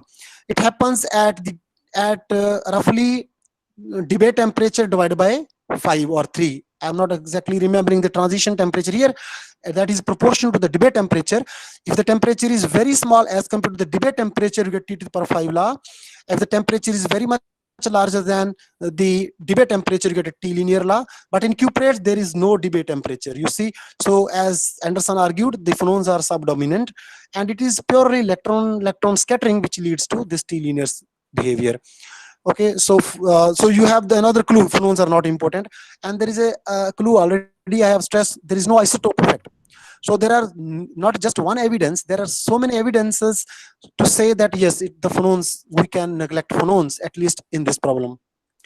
Okay, so where do the theories stand in addressing these facts? Okay, none of the above theory microscopically establish extremely important connection between mechanism of T-linear resistivity and the mechanism of superconductivity. This has been, as I told you before, the connection between A and TC has never been derived. Okay, because either problem is unsolved. So that is why so many theories has been proposed. So this is the major issue which remains unshattered. Okay, so then there is another major issue at P star, because nowadays there is a high magnetic field laboratories, like one in Leiden, one in Nijmegen in Netherlands. So it's a high field magnetic laboratory. So there they can go up to 40 Tesla. In pulse wave, they can go up to 80 Tesla. So I have visited that laboratory. So they have very giant electromagnets where they can suppress superconductivity by applying such a strong magnetic field. And then they can reach to the P star, the critical point, near to the not exactly zero temperature, definitely at very low temperature, and by killing superconductivity with the magnetic field. And then they observed thermodynamical properties at P star, and they found that this heat capacity is minus T log T. So in metals, heat capacity, as I told you before, it is T linear, but here it is logarithmic. So that is something very strange. And exactly at that point, resistivity is also T linear. So that is something very unusual. And there is no microscopic model which we can solve and theoretically deduce these experimental observations. So this problem remains open, and no theory is able in a position to address these experimental observations. Okay. So none of the theories account for the sudden carrier. Okay, let us skip that. So also it is important to understand the actual mechanism of superconductivity, as at P star, TC is maximum. Okay, so the point is that the question is why TC is maximum at P star. So something is very special about P star, because at P star TC is maximum. Superconducting instability is highest at that point. So that is, there are clues are there. So I would like to conclude here for this part of the presentation. So from the analysis of the experimental facts, we notice that the current popular theories of superconductivity in cuprates suffer from several issues, both of conceptual and of concrete nature. Okay, so that is the updated status of the field. And so this paper is going to appear soon, and it is available in archive. I have put on archive. So if anybody is interested, you can read this paper on archive.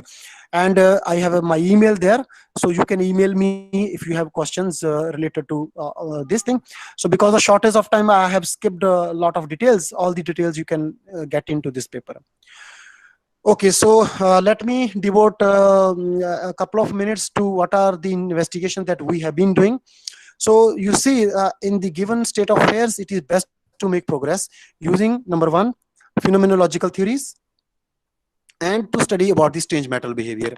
So because we don't have a microscopic model, so what is the most fruitful way to approach the problems? So there are phenomenological theories. We have been working on one. And then another important point is about the strange metal regime. So the thing is that if because you see in the normal metal, in the BCS superconductors, so the superconductivity happens in a good metal like mercury, for example. So the normal state of mercury is a free Fermi gas. So you can describe the properties using Fermi liquid theory. Okay, so the normal state is understood, and so the superconductivity is also understood. So similar way, if we understand the normal state out of which unconventional superconductivity emerges, then we can also understand the mechanism, may understand the mechanism of unconventional superconductivity. So that's why we have been focusing on the strange metal regime, means the regime here, this regime. So we have been focusing this regime, which is the strange metal regime. And so the idea is to understand this, and so that we can understand the state out of which unconventional superconductivity emerges, and also the pseudo gap state. Okay, so one set of investigations, we used what is called the YRZ ansatz, what is called Yang, Rice, Zhang ansatz. So this has been put forward by these gentlemen. So the idea is that there has been studies of weakly coupled two-leg Hubbard ladders.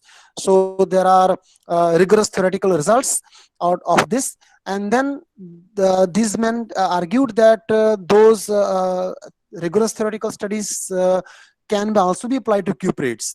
Okay, so they put a conjecture. So they conjectured a Green's function, which is given by GT upon H bar omega. This is the dispersion. This is the pseudo gap self energy. This is a very special self energy. It has pseudo gap, and it is frequency dependent, and it has also a dispersion, and it has a pseudo gap which is K dependent, which is momentum dependent pseudo gap. Now this is based upon intuition, and so because the mature physicists working in the field from the last 50 years, so it's their guesswork, and they guessed this Green's function. They had inputs also from these studies, and then the question is, use this Green's function and compute observables. Let us compute optical conductivity, let us compute resistivity using Green's function, and then compare with the experiments. If the comparison with the experiment is good, then we can say their guess is okay. If the experimental comparison is bad, then the guess has a problem. So that is the strategy. What is the dispersion? Dispersion kaisa hai? Yeah, the dispersion is a tight binding. It has the nearest neighbor term, then it has the next nearest neighbor term also. So I have not given details there, but it is there in my publication, the details. But so it is a K square. It's not Phonon like. It's a K square dispersion. K square dispersion. Yeah, not free electron. It has cosine kx, cosine ky term. Tight binding kind of thing, but yeah, but small k, it will be just K square. It's K square, but it has a higher order hopping term. Tight binding, huh? But higher order hopping terms up to next nearest neighbor. Okay. Right. So this is the what is called the this is what they get hole pockets from the solution of the YRZ Green's function. So you know that the poles of the Green's function gives you the Fermi surface. So at low doping you get a hole pocket here, and when you increase the doping, the size of the hole pocket increases. Okay, and then at doping point 2 you get a large arc like this. Okay, this is not the full Brillouin zone shown, it is one quadrant of the Brillouin zone shown here, but this dispersion matches with the RP's experiments, with the angular result of photoemission experiments. So you can say that roughly this Green's function captures the photoemission experiments, means it has not exact mapping, but yes, the features are captured through this. Okay. What is the effect of neighbors? Did you find a great effect of neighbors? Yes, there is a great yes. So I actually in my calculations I took the dispersion given by them.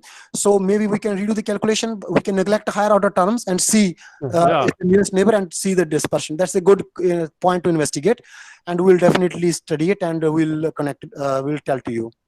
Yeah.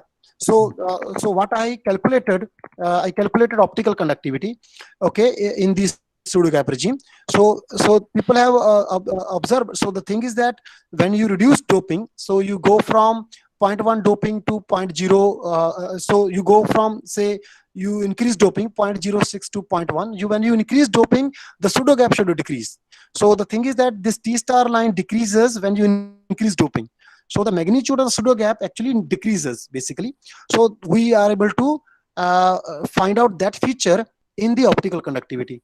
Okay, so this way we can say that qualitatively YRZ Green's function is able to capture this evolution, pseudo gap evolution with doping. So that's what I was able to see it. Okay, then in another investigation, we calculate DC resistivity, because in the pseudo gap state people have observed upturns.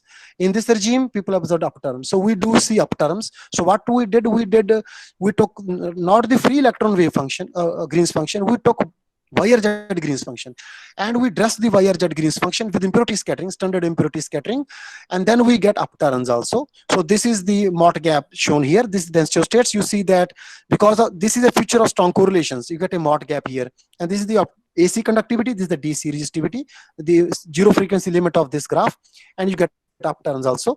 So you can say that we had some sort of success in that, but later on it became clear that this model captures some points, but it cannot be the correct model for pseudo gap because it fails on many fronts. So one is the spin singlet scenario. So in this scenario, actually, it is assumed that these singlet pairs are formed. So red is high temperature. So singlets are formed, but there is no phase coherence between them. So you see they are random distributed, this red plane. But then you look at the blue plane. So blue plane is low temperature. So they argue that these pairs are formed. Then at low temperature, there is a phase coherence between these pairs. This is just an artistic depiction. So you see that there is a nice arrangement of these pairs. Okay, so this means that this is a phase coherence. Okay, so the thing is that this is what is behind the physical picture behind the YRZ inserts. But such kind of pairing in the pseudo gap has been ruled out. Okay, it has been ruled out, and then it cannot explain many anomalous properties at P star, and it cannot explain the instability to the antiferromagnetic phase. Okay, it could not explain why pseudo gap goes over to the strange metal regime. All those problems are there. So that is the thing. The second set of investigations that we undertook is about the strange metal regime. So now in the strange metal regime, because it's a strongly correlated system, we needed an apparatus to deal with this strong correlation physics. So you know that there are many ways to understand transport. You study transport. You can use Boltzmann equation. You can use Kubo formula. So, but we use the memory matrix formalism. It is very computationally advantageous. You can treat strong correlation. You can study even quasi-particle-less regimes using this formalism. So I will not go into details. So recently we have seen that when the scattering is electron magnetic scattering. So when there is electron magnetic scattering, there is a fractional power law. In 3D and 2D is still linear, but at low temperature there is a bending also. So it is not the solution for the strange metal, but the point here what I wish to make is that in the strange metal also, because these superconductors, unconventional superconductors are near to magnetic instabilities, there may be a very not yet not known mechanism of magnetic scattering among the electrons that can give us strange metal properties, because we have seen that with magnetic scattering you can get fractional power laws. Okay, so that is just to tell you that this kind of magnetic scenario is possible, but definitely more investigations are needed and they are going on. Okay, let me just wrap it up. So what I would like to say is that in the plain vanilla RVV phase diagram, Anderson and collaborators, spin gap ends where superconducting order parameter ends. Okay, but it is in direct contradiction to many experiments. Experiments show spin gap or pseudo gap ends somewhere in the middle of the superconducting dome. Also, the heat capacity is logarithmic divergence at P star, and Anderson's theory could not explain that. Then the theories based on the glue ideas, means spin fluctuations ideas. So it has also problems because it's a strongly correlated system. So that division of the energy scale, which was done in case of conventional superconductors, like phonons are slow degree of freedom, electrons are fast degree of freedom. So in all electron scenario, that division is not easy. to achieve. So that is also a problem. Then for the Kohn-Lettinger mechanism, also on the overdoped side, yes, you have a sharp Fermi surface, and then you have Friedel oscillations there. But on the underdoping, there is a complete reconstruction of the Fermi surface. So the question is, how can such a mechanism survive under this? So it is not uniformly applicable to all the parts of the phase diagram. It's also a weak point. Okay, so then there is a cluster dynamical mean field theory approaches, and it has partial success definitely, but it also fails to express that connection between the strange metal and the superconductor A proportional to TC. So in conclusion, we notice that the current popular theories of superconductivity in cuprates suffer from several issues, both of conceptual and concrete nature. Okay, so then there are open issues like pairing via glue is a folklore. This was said by Anderson. Maybe we have to give up the idea of glue. It is something which is totally different. It's a pairing instability of a strongly correlated system in which magnetic interaction play a dominant role, but how it executes, we don't understand. How to mathematically translate that physical pictures also is not clear. Now the second question is, what causes these strange metal properties is not clear. What is the microscopic picture of the pseudo-Gauss state? This is also not clear. And then there are a lot of anomalous properties associated with the strange metal phase also. We're not going into that. So this is my last slide. So we can say that at the current time, the overarching theory remains undiscovered. Okay, so when on some day the complete solution of the problem will be written down, it will have as its important ingredients some crucial insights of P.W. Anderson. So with this, I would like to end today's talk. Thank you very much. So, questions, please. Thank you, thank you, Dr. Ravinder, for making a more difficult part of unconventional superconductivity, their applicability, different theories applicability, their differentiation, very lucid. So even a layman can understand. It's a very, very informative talk. Thank you very much. I hope all the participants have enjoyed it, listening to your each and every slide. Among your take-home message, I hope participant would like to have a plain vanilla in this hot, weather. They would like plain vanilla. So it's a very wonderful talk. Thank you very much. And thank you very much for accepting our invitation to deliver this talk. Now the talk is open for question. Yeah, so there is a beep sound. Hello. I don't know why. Yeah, good evening. Sir, I have a question about you have using the memory function formalism for finding the results. As you told about, I want to know about that Boltzmann transport equation and Kubo formula you don't use. Why and what disadvantage we have with those methods, and what advantage we have with the memory function formalism? Okay, yeah, good question. Yeah, good question. So when we use the so thank you very much. There was some disturbing sound. Yeah, so when we use the Boltzmann equation, so Boltzmann equation is based on quasi-particle picture, right? So in the Boltzmann, how you write the Boltzmann equation? So you write a distribution function, f k r t, f k dot k comma r comma t. So you have position and momentum. So your momentum is h bar k, right?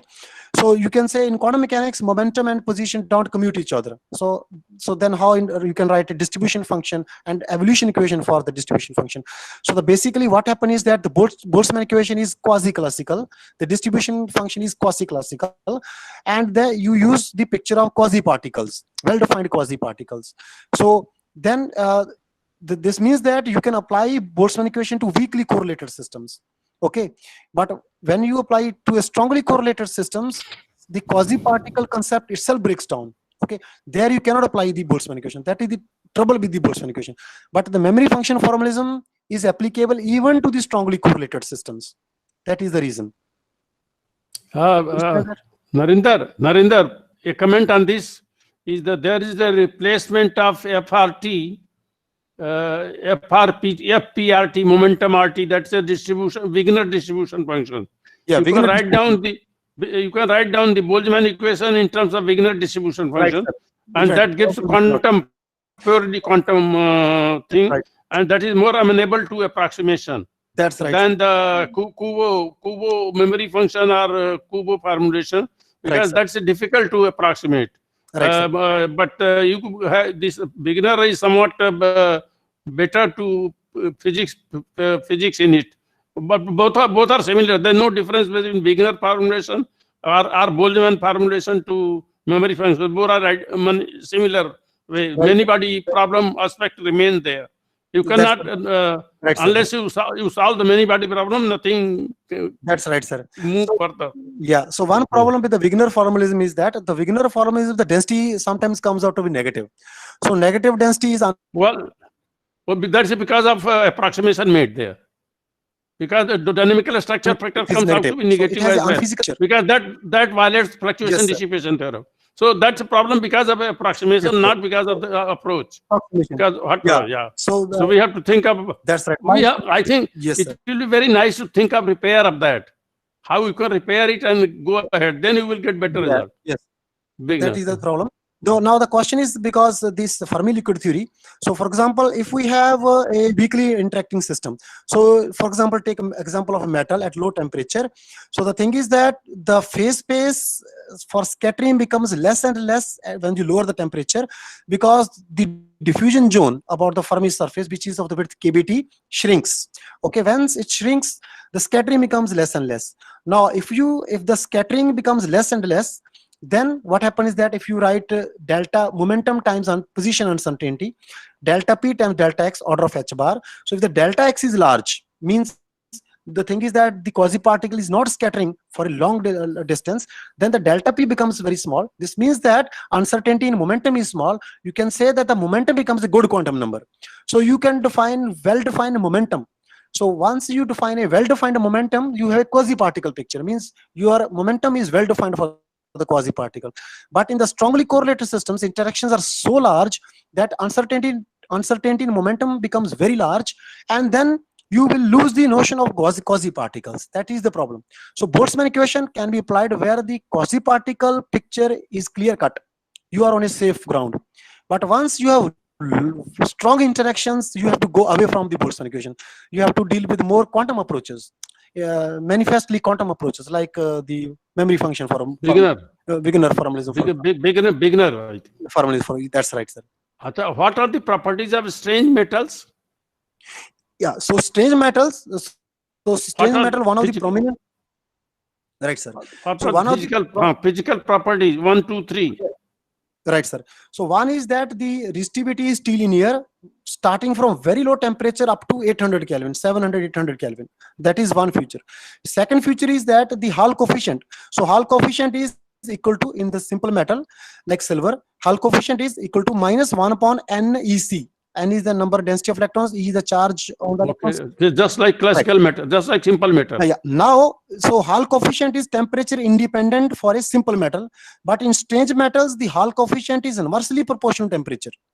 So there is no way to understand why Hall coefficient depend upon temperature in a strange metal. So that is another very anomalous feature of strange metal. The third feature is that if the optical conductivity goes as omega square. So optical conductivity, for example, for copper, it goes as 1 by omega square. But in the strange metal, it is 1 by omega, linear in omega, not quadratic in omega. So these are the three properties of strange metal, but there are more properties actually. There are more anomalous properties are there. So there first one, what was the first one you said? T-linear resistivity. First one T-linear. T-linear Okay. Right. Right, sir. Good. Yeah. Any other questions? Good talk. Sir, I have a question. Yeah. Yes, please. Sir, it's about the Pauling's idea of resonance. You were talking of that idea in benzene, and to me, it looks like a very basic one. I think that as we know in quantum mechanics, system lies in superposition of all possible states. So the Pauling idea, is it that simple?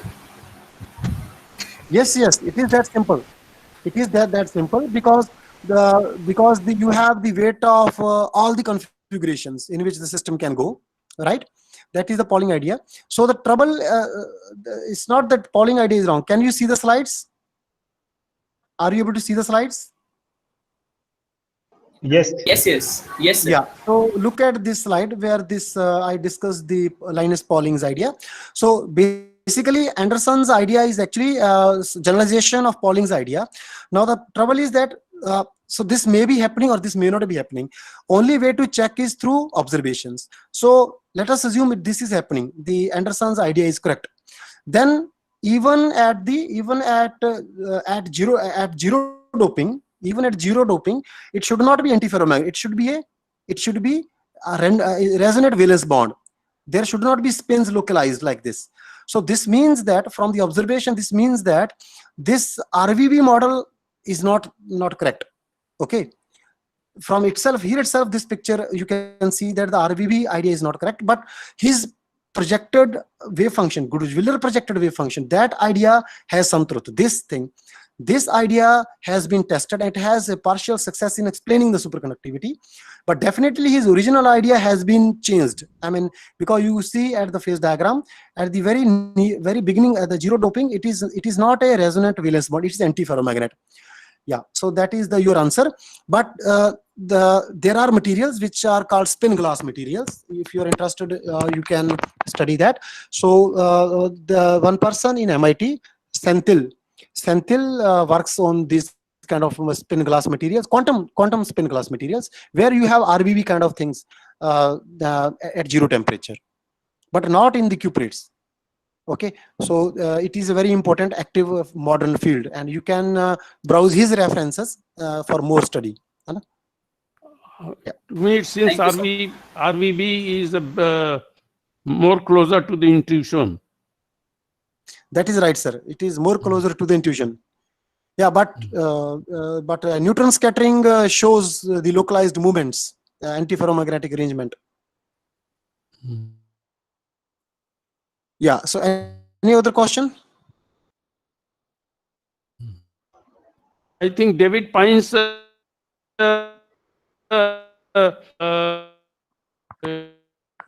model is also in from low correlation to the high correlation.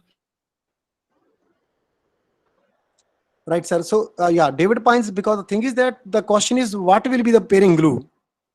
Because that separation of time scale. Metals to the, right, sir. What is the pairing glue? Means. Yeah.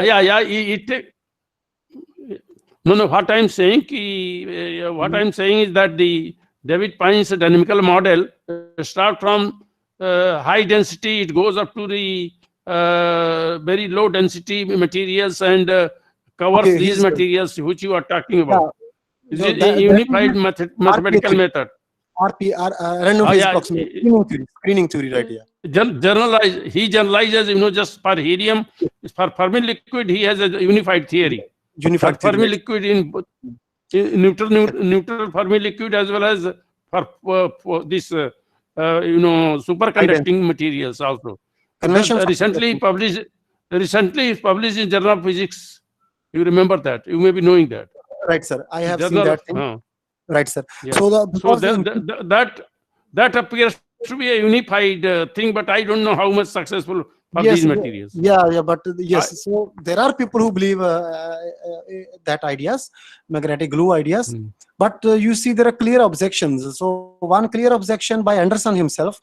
So he argued. At the very beginning when David Pines put forward this idea, so he argued that in conventional superconductors you have phonons. Phonons are a slow degree of freedom, but here you have all electron scenario, and then how you will get a slow degree of freedom? How the pairing problem can be rationalized? So that objection is still there actually. Actually, they put so many parameters in the thought process that it's very difficult to. Because you cannot work out microscopic theory, as you know very well. So people make models, starting making model and put in the theory. So that's a difficulty. That's right. That's why simple plane wave problem. That's why simple plane wave problem is unsolved for higher RS. Theoretically, you cannot solve for all correlation. Right. Yes. The correlation grows right here. For all correlation, you cannot solve it. That's right, sir. So you do hand waving and other method this way, that way.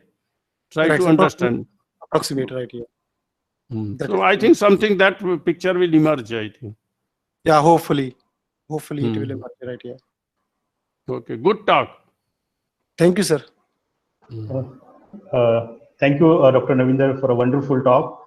So if there are no any other question, let us thank the speaker. Thank you, sir. Thank you so much. You're welcome. Thank you so much, sir. Thank you, sir. So all participants on second day, we have a first talk by Professor R.K. Modgil, Kurukshetra University. So the lecture, it will start at 11:30. You have to join the session around 11:20. Okay, so before 11:30, you have to join. You all have